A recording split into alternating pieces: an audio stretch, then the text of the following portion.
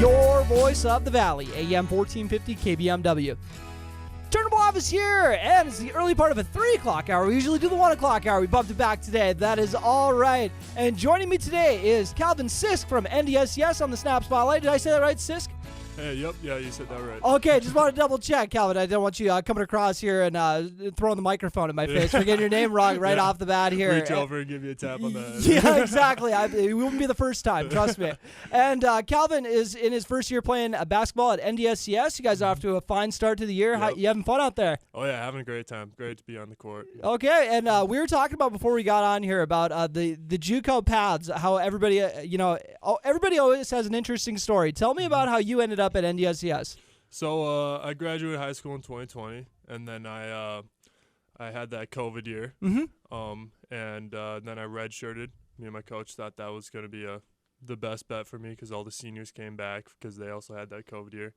And then I played last year. I definitely feel like I needed more confidence on the floor. I felt like I needed to get on the floor more. Mm-hmm. And at the D2 level, like, they're looking for instant, like, they want to win Plug right and now. play. Yep, exactly. But so we felt like the JUCO route would be a great route for me to take, and so far it's working out great.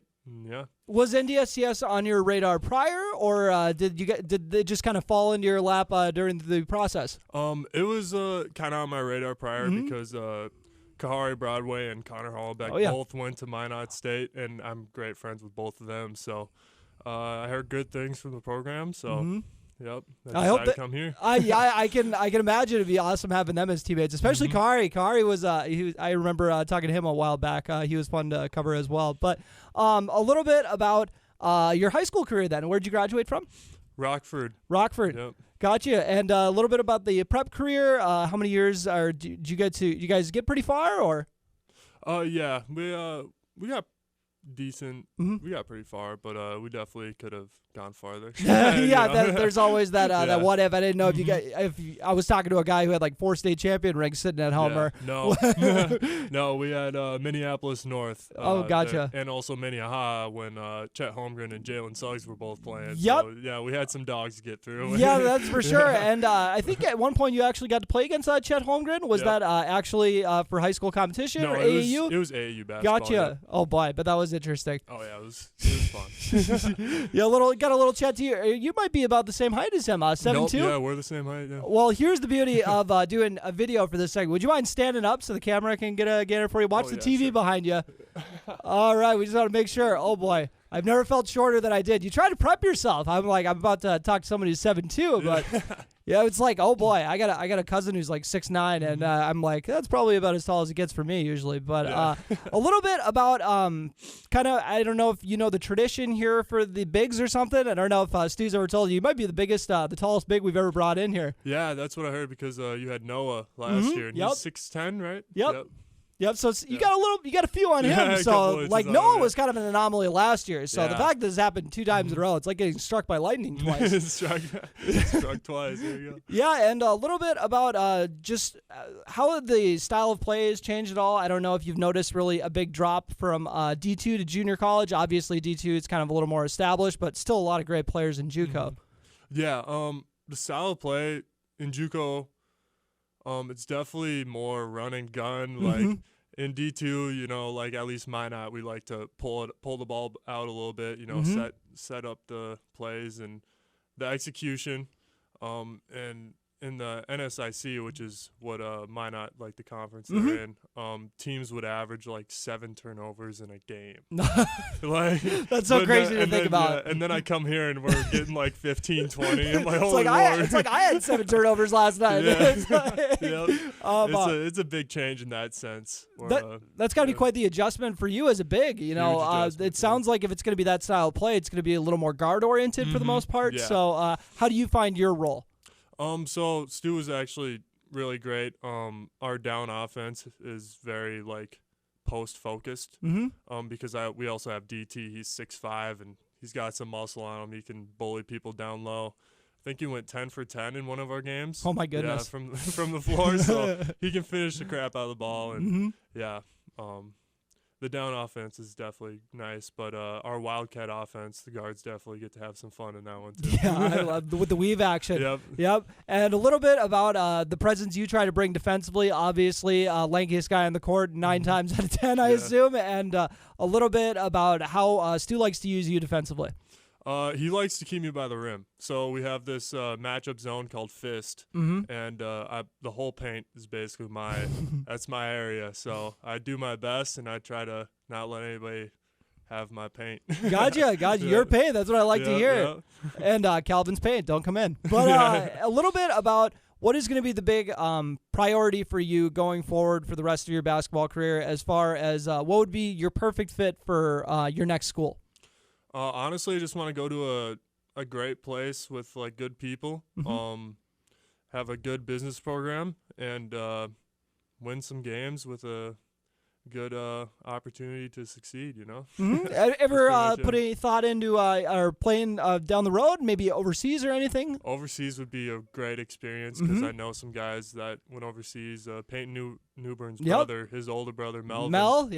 He played here too, and he ended up going overseas. And Mel's I think old he's playing teammate, in Australia. Oh, really? Yeah, now he is. Oh, good for him. Yeah, and I know his teammate James Bateman was playing overseas at one point too. So that's why I had to ask. I'm like, when you was that something that you kind of knew coming into this? You were coming into a program that was well established and could get guys to the next level. Yes, that was a big thing because I know that college coaches at the next level, they don't care.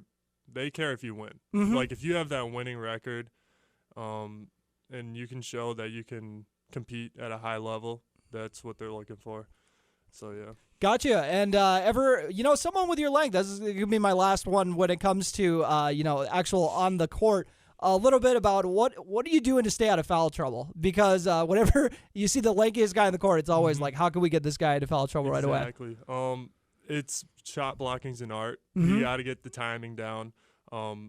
It just having the discipline to stay down when people shot fake you is probably the hardest part, and not like hitting them with your body, kind of like, avoiding that as much as possible.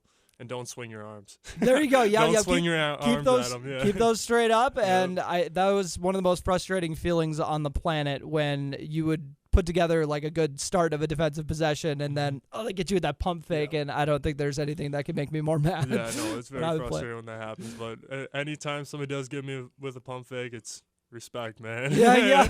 You got me up off my feet. All right, you deserve that one. But all right, what's going to be the key to you guys making a good run and hopefully getting to the national tournament this year?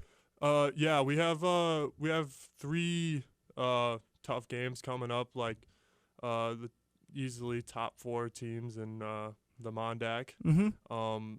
Our next game is on the 10th. It's home versus Tribes, and then the game after that is versus Dawson, which is a rival for ours. So it would be great if we could get some people in there. Yeah, speaking of running gun with Tribes, that's definitely as up-tempo as it's going to get. Yeah. Well, excited to see how it goes. Calvin Sisk from NDSCS. Anything else you'd like to add? No, thank you for having me. Yeah, appreciate you coming on. And before we wrap it up, we got a quick snap schedule reminder of everything going on for this week. Starting off with a busy Friday, BW Wrestling is at the Bismarck Rotary for the first of 2 days at that tournament. BW Gymnastics is at Valley City for a 5 p.m. meet. Breckenridge girls are at Benson for a 7 p.m. matchup. Breckenridge boys basketball hosts DGF at 7:30 p.m. And Wahpeton boys basketball is at Kindred for a 7:30 p.m. game. Tomorrow, just BW Wrestling at the Bismarck Rotary once again, and then NDSCS women take on Barton College on the road at 2 p.m. A rare Monday game, Wahpeton girls basketball takes on Northern Cass at home at 7:30 p.m. Tuesday, BW boys hockey versus Prairie Center at 7 p.m. Breckenridge boys basketball is at Norman County East Ulen Hitterdal. Breckenridge girls host Hawley at 7:30 p.m. Wahpeton boys host Hillsboro at 7:30 p.m. also on Tuesday. Wednesday we have a doubleheader with the NDSCS teams against Tribes at 5:30 and 7:30 p.m. And then Thursday, BW Wrestling is at West Fargo Cheyenne for a duel at 7 p.m. Breckenridge boys basketball is at Perham for a 7:30 p.m. game. Breckenridge girls host Fergus Falls at 7:30 p.m. And then the Wahpeton girls basketball team heads to Fargo Oak Grove for a 7:30 p.m. battle. And that's League Year Snap schedule reminder, and that will do it for another Snap Spotlight, folks. Thank you all so much for tuning in. We'll do it again on Friday next week. Snap Fitness, your locally owned gym in Wapaton, wants to have you join their workout family. Snap offers personal training, and owner Renata Fobb will even write up workout plans for you. If you're an athlete in the Twin Towns, Snap Fitness will help you make sure you're prepared for the upcoming sports season. To all the retired athletes over 65, Snap Fitness participates in the Silver Sneakers Insurance Program, and most major insurances reimburse for memberships to Snap. Stop by Snap Fitness today and ask about their membership packages. They're located at 102 7th Street South in Wapaton.